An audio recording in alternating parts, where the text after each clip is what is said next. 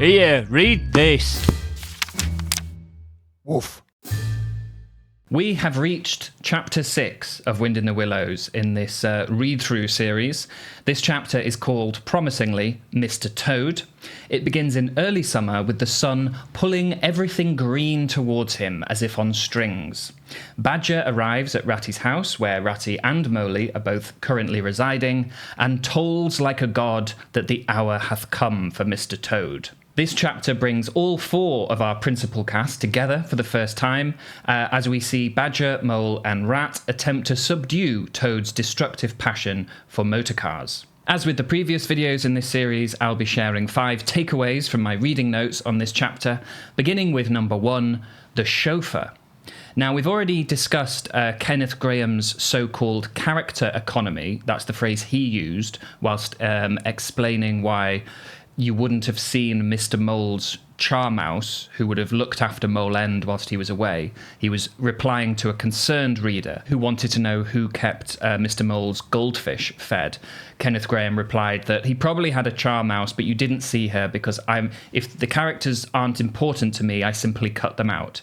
He said, I'm sure Toad Hall would have had servants, but you never see them. I'm sure Rat had a butler, but you don't see him either. And we spoke in the video on the open road how that position of Graham's was somewhat undercut by his inclusion of the horse, who actually says to Mr. Mole, nobody considers me in the least, almost as if the horse is criticising the author's stated principle. And here we have an even more flagrant instance of the same by the appearance of a chauffeur who is dismissed by Badger as he sort of wrestles Toad back into Toad Hall, saying there'll be no driving today, you can dismiss the chauffeur. The chauffeur doesn't say a word, he doesn't have a name either, he just disappears. It's almost like Grahame has gone out of his way, contrary to his principle of character economy, to include a completely unnecessary character.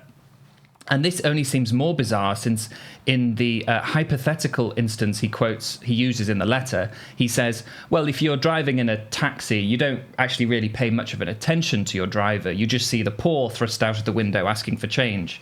Well, here we have a driver who has no name and really has no purpose. I mean, why does Mr. Toad even have a chauffeur? Surely it's him who's doing the driving. So a rather baffling and amusing inconsistency on Grahame's part there. Point number 2, now we've got the chauffeur out the way, we can focus on the main event, which is, of course, Toad. He is dressed in what Badger describes as hideous driving habiliments, which transform him from a relatively good-looking Toad into an object, which makes onlookers violently fit.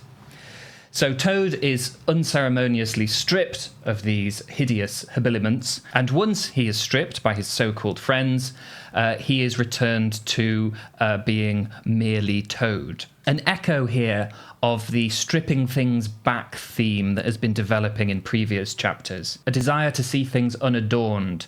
When Mole entered the wild wood, he was pleased to see the trees without their leaves, without their billowy draperies. Likewise, after they extract Toad out of his driving kit and caboodle, he is merely Toad. And it's interesting that Kenneth Grahame's naming habits here make it sound both like a return to his true character, his individual self, Toad, and also like the platonic ideal of his species. He was now again merely Toad. And this being returned to Toadness also reminds us once again that Rat described Toad as always the same fellow. And if that was true, then surely he would be just as much Toad with driving goggles on as with them off. So there is this ongoing changing yet changeless aspect to Toad.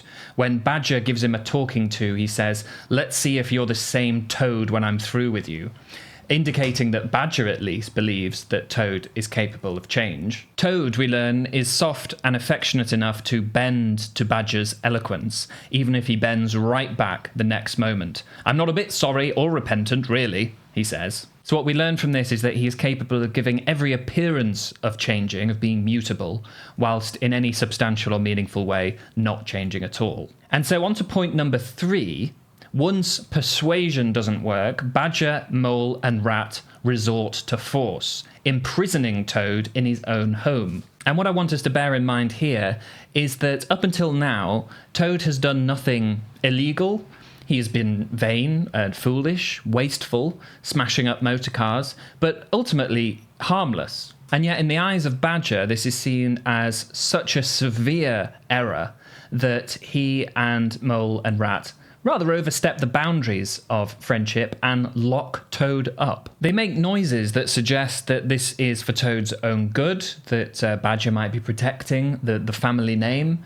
His father was a good, sensible, honest Toad. And rather like Rat's vague warnings about what might happen in the wild wood, we're never quite sure if that means Moley could be killed or that just Moley could get lost. It's not very nice this time of year. The way Badger describes animals stepping in once their friends start making fools of themselves could just sound like a concerned friend acting for propriety's sake. I'd hate you to make a fool of yourself. But also, given the murky threats around interactions between humans and animals, could also be interpreted as Badger warning that Toad's liberty is conditional, that if he draws too much attention to himself, he'll get in more serious trouble than simply being profligate and looking like an idiot. Now, point number 4 is the way in which Toad's mania is described in the terms of illness. We've already got the impression that the animals have been here before with Toad. They are grimly ready to lock him up and wait for the poison, they use that word, poison, to work itself out. Toad goes into paroxysms at one point, as if he's actually fitting. I mean, you can see why Robert de Boord picked on Toad to use as a subject in his book Counselling for Toads, in which Toad is treated for depression by a counsellor who happens to be a heron. Here in Chapter 6, when Toad becomes depressed, it is blamed on the motor cars, not on the fact that his friends have just locked him up in his own house. We've seen in earlier chapters the theme of emotional repression throughout Wind in the Willows, and I think here we have a kind of culminating act of emotional suppression rather than repression, locking up Toad on account of his vivid emotion, treating that vivid emotion partly like an illness and partly like a crime. With that in mind, it's kind of interesting how Toad manipulates Rat. It's almost like he knows that Rat can't bear too much emotion or too much serious emotion. When Rat comes into his bedroom, Toad pretends to be dying. He asks Rat to send for a doctor and then a lawyer.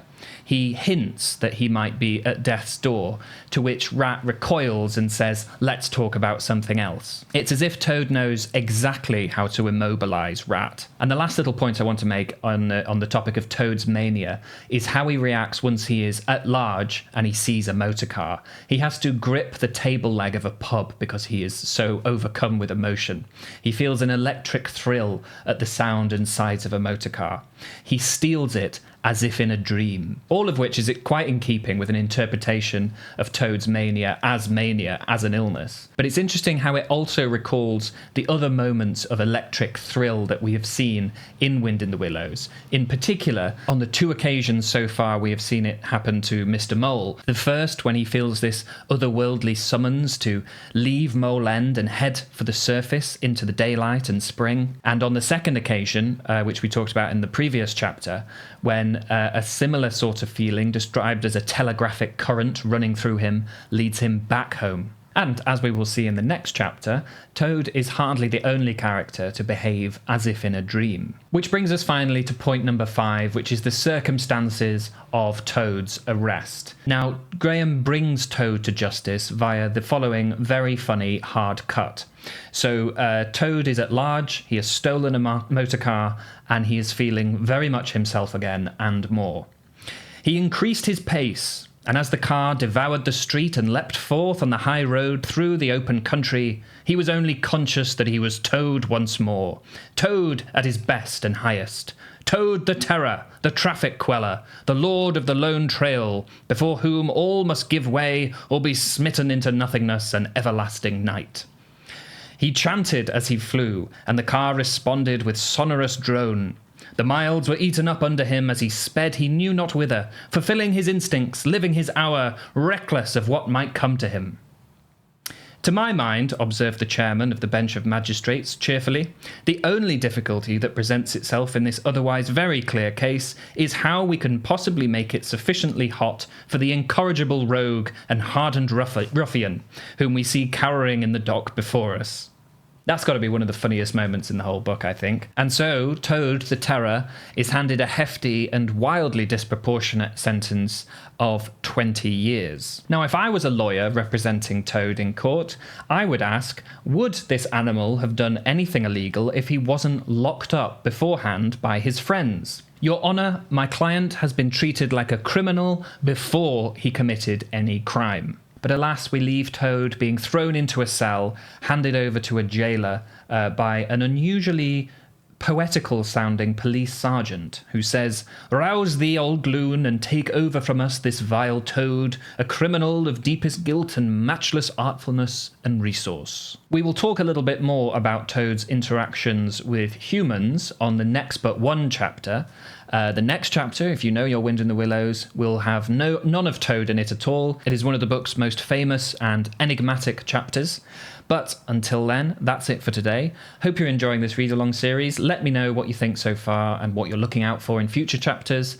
And until next time, happy reading.